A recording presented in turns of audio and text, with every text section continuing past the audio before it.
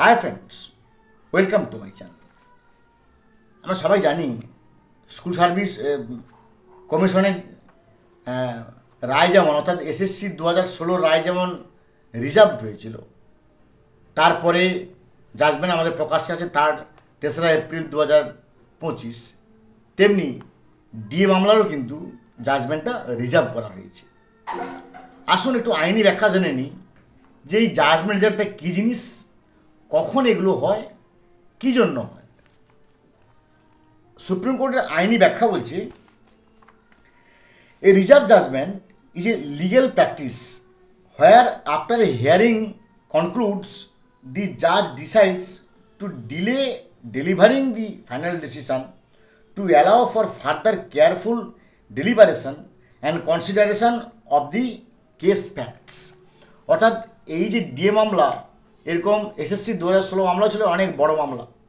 এই বড় মামলাকে যখন শুনানিটা কমপ্লিট হলো, তখন শুরু থেকে শেষ পর্যন্ত আমরা সবাই জানি আমাদের ডিএ মামলাটা অত্যন্ত কমপ্লিকেটেড। যদিও নর্মাল ভাষায় সহজ, এআইসিপিআই অনুযায়ী আমাদের ডিএ এটা আছে এক লাইনে ব্যাখ্যা, যে তোমরা ভাই কেন করছো আন্দোলন, না একটা ব্যাপার যে আমাদের এআইসিপিআই মানে ডিএ করছি, মানে ডিএ আন্দোলন করছি। তো এই যে DA agitation, DA movement, DA protest, যাই বলে না কেন, একটা লাইনে ভাই আমাদের এআইসিপিআই মানে দিয়ে দিতে হবে, আর আমাদের কোনো ব্যাখ্যা নেই। তুমি দুর্নীতি করো কি দুর্নীতি করো না, তুমি দাগি দিয়ে চাকরি দাও কি চাকরি দাও না, তুমি নিয়োগ করো বা নিয়োগ করো না, that is up to you. We shouldn't interfere in to this matter, that's not our lookout. কিন্তু ভাই আমাদেরকে all India consumer price index অনুযায়ী দিয়ে দিতে হবে, এটা হচ্ছে আমাদের একমাত্র পথ। এবং ট্রাইব্যুনালও আমরা দেখেছি যে ট্রাইব্যুনালও 2009 সালের জুলাই মাস থেকে দিয়ে দেওয়ার জন্য বলেছিল। আবার ইন্টারিম 25% দেওয়ার জন্যও কেউ সুপ্রিম কোর্ট রায় দিয়েছিলেন। তো সব ক্ষেত্রে এই যে এত বড় মামলাটা, তাকে বসে রেডি করতে হবে, তার অর্ডারটা ফার্নিশ করতে হবে, জাজমেন্ট রেডি করতে তার একটা সময় লাগে। এই জন্য এটাকে জাজমেন্ট করার প্রয়োজন আছে, মানে এই জাজমেন্ট রিজার্ভের প্রয়োজন আছে বা রিজার্ভ করেছে। এখন প্রশ্ন হচ্ছে, তাহলে সূত্রটা কি, কদিন থাকবে রিজার্ভ? এটা কি অনন্তকাল রিজার্ভ থাকবে? না, প্রথম সূত্র হচ্ছে 3 মাস। একজন ডিভিশনাল বেঞ্চে 3 মাস এটাকে রিজার্ভ করে রাখতে পারে, 90 দিন পর্যন্ত। অর্থাৎ শুনানি শেষ হয়েছে 8ই সেপ্টেম্বর 2025, এটাকে 8ই অক্টোবর, 8ই নভেম্বর, 8ই ডিসেম্বর পর্যন্ত এটাকে রিজার্ভ করে রাখতে পারে। 9ই ডিসেম্বর এবার either petitioners or respondents or appellants বা ইনকামবেন্টস অ্যাপ্লিকেন্টস, যাই নাই বলি কেন, তারা একটা আবেদন করবেন যে স্যার 90 দিন পেরিয়ে গেছে, আমাদের এই ফাইনাল জাজমেন্টটা কী হলো। এই আবেদন যেদিন করবেন সেখান থেকে আবার 90 দিন পর্যন্ত জাজেরা সময় নিতে পারে। এটা আমার কথা নয়, এটা সুপ্রিম কোর্টের আইনি ব্যাখ্যা। তাহলে প্রথম যেদিন ফাইনাল কনক্লুড হবে, ফাইনাল হিয়ারিং হবে, সেখান থেকে 90 দিন তারা চুপচাপ বসে থাকতে পারে, কোনো নো রেসপন্স। তারা ফর কনসিডারেশান, রেডিমেড নানা রকম, সেখানে তুল্যমূল্য বিচার, অর্থাৎ পুরোটাকে কেস স্টাডি করতে পারে। তার জন্য 90 দিন পুরো মানে কী বলবো, ইনঅ্যাকশান।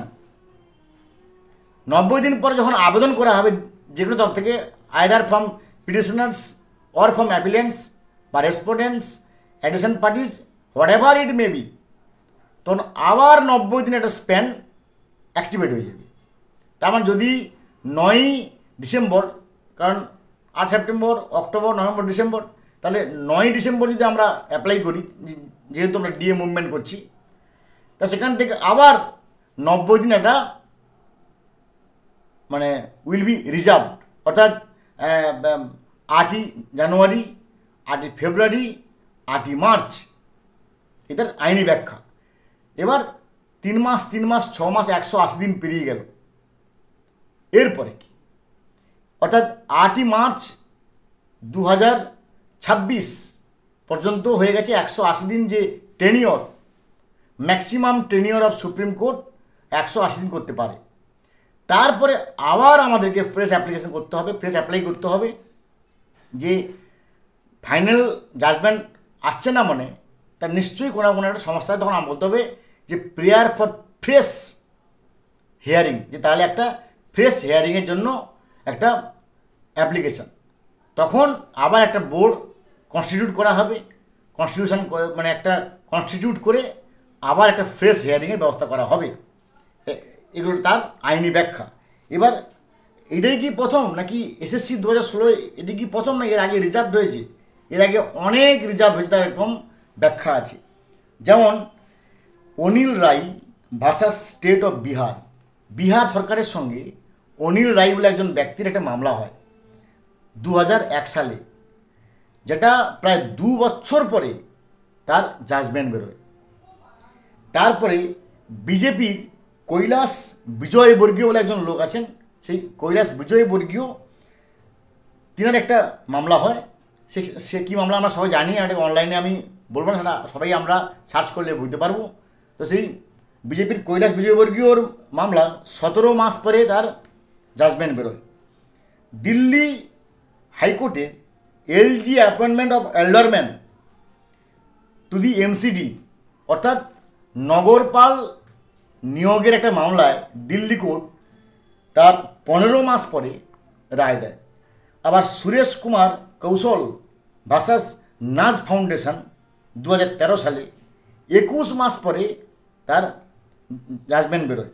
আবার শবরীমালা রেফারেল ডিসিশন, আমরা সবাই জানি শবরীমালা খুব বিখ্যাত একটা মামলা, কেউ জানে না এমন নেই। অর্থাৎ শবরীমালা মামলা নিয়ে সারা ভারতবর্ষ উত্তাল হয়ে গিয়েছিল। সেই শবরীমালা রেফারেল ডিসিশন এই মামলাতেও 8 মাস পরে জাজমেন্ট বেরিয়েছিল। অর্থাৎ এর আগেও জাজমেন্ট রিজার্ভ হয়েছে, এটা এরকম নয়, এটা তো আইনের অঙ্গ। এবং আমরা আশা করতে পারি কখনোই এতদিন লাগবে না। তার কারণ যেহেতু এটা এত বড় মামলা, ট্রাইব্যুনাল থেকে ঘুরে এসেছি, কোর্টের হাইকোর্টের মানে কলকাতা হাইকোর্টের সিঙ্গেল বেঞ্চ থেকে ঘুরে এসেছি, কলকাতা হাইকোর্টের ডিভিশনাল বেঞ্চ থেকে ঘুরে এসেছি, কলকাতা হাইকোর্টের রিভিউ বেঞ্চ থেকে ঘুরে আসছে। তারপরে 28 নভেম্বর 2022 থেকে সুপ্রিম কোর্টে স্পেশাল পিটিশনে ঝুলে আছে। তার জন্য এটাকে অর্ডারটা লিখতে এটা নিশ্চয়ই অনেক পাতার একটা বিশাল বড় অর্ডার হবে। কেন এআইসিপি অনুযায়ী দিয়ে দেওয়া হচ্ছে বা কী ব্যাপার বৃত্তান্ত, তার জন্য সময় লাগবে। সে সময়টা অবশ্যই আমার মাথা নত করে দাও হে প্রভু তোমার চরণতলে এটাকে মেনে নেব। কখনোই এটা নিয়ে কোনো উচ্চবাচ্য কথা বলবো না, কারণ সুপ্রিম কোর্ট অবশ্যই আমাদের হৃদয়ে আছে, আমাদের মাথার উপরে আছে। ভালো থাকুন, have a good day, thanks.